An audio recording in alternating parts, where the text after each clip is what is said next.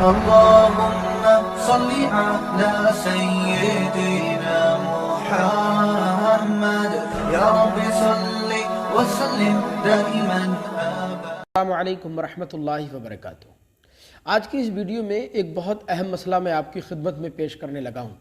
یہ مسئلہ ہے لیکوریا کے بارے میں، یعنی اگر کسی عورت کو یا لڑکی کو کسی بیماری کی وجہ سے لیکوریا کی شکایت ہو جائے، پانی نکلنے کی شکایت ہو جائے، مسلسل سفید رطوبت نکلتی رہتی ہو، تو کیا اس عورت کو ہر نماز کے لیے نیا وضو کرنا ہوگا؟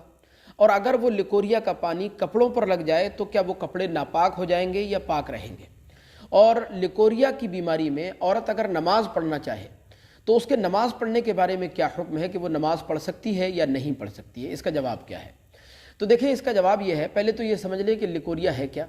تو یہ لیکوریا بڑی خطرناک قسم کی بیماری ہے جو آج کل عام طور پر عورتوں میں بہت زیادہ پائی جا رہی ہے۔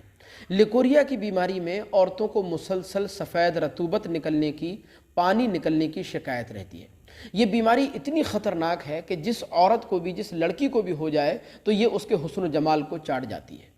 اچھا، یہ بیماری کبھی بھی کسی بھی عمر میں ہو سکتی ہے، 20 سال کی عمر میں، 30 سال کی عمر میں، 40 سال کی عمر میں، کبھی بھی عورت کو یہ بیماری ہو سکتی ہے۔ اگر آپ کو یہ بیماری ہے تو آپ کسی فیمیل ماہر ڈاکٹر سے رابطہ قائم کریں اور اس بیماری کا اچھی طرح علاج کرائیں۔ اب میں یہ مسئلہ آپ کو اچھی طرح سمجھاتا ہوں، آپ دھیان سے سنیے گا۔ دیکھیں، لیکوریا کا پانی جو ہوتا ہے وہ عام طور پر عورت کے رحم سے خارج ہوتا ہے، اور وہ مزی کی طرح نجاست غلیظہ ہوتا ہے، یعنی بڑی نجاست، بڑی گندگی ہوتا ہے۔ اس کا حکم یہ ہے کہ اگر لیکوریا کا پانی کپڑے پر لگ جائے تو کپڑے کا وہ حصہ ناپاک ہو جائے گا، اور لیکوریا کا پانی نکلنے کی وجہ سے عورت کا وضو بھی ٹوٹ جائے گا۔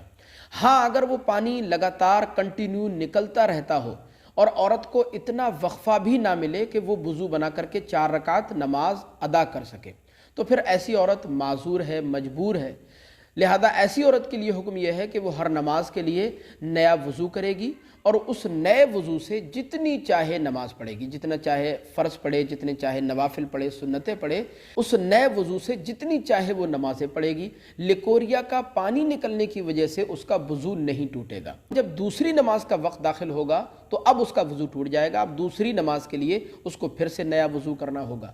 اب جب تک دوسری نماز کا وقت رہے گا وہ جتنی چاہے نمازیں پڑھ سکتی ہے، لیکوریا کے پانی نکلنے کی وجہ سے اس کا وضو نہیں ٹوٹے گا۔ لیکن جیسے ہی دوسری نماز کا وقت ختم ہو جائے گا، تیسری نماز کا وقت شروع ہوگا تو اس کا وضو ٹوٹ جائے گا۔ اب تیسری نماز کے لیے اس کو پھر سے نیا وضو کرنا ہوگا۔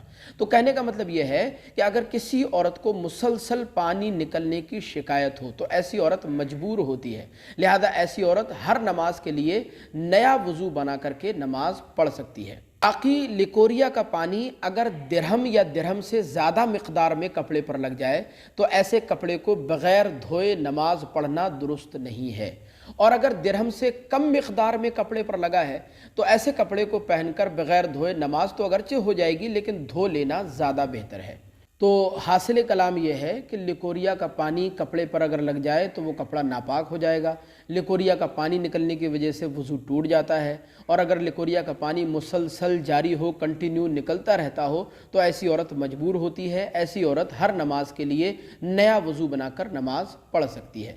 مجھے امید ہے یہ مسئلہ آپ اچھی طرح سمجھ گئے ہوں گے۔ آپ سے گزارش ہے کہ اس کلپ کو تمام مسلمانوں تک شیئر کیجیے تاکہ دوسرے لوگ بھی یہ مسئلہ اچھی طرح سمجھ سکیں۔ السلام علیکم ورحمۃ اللہ۔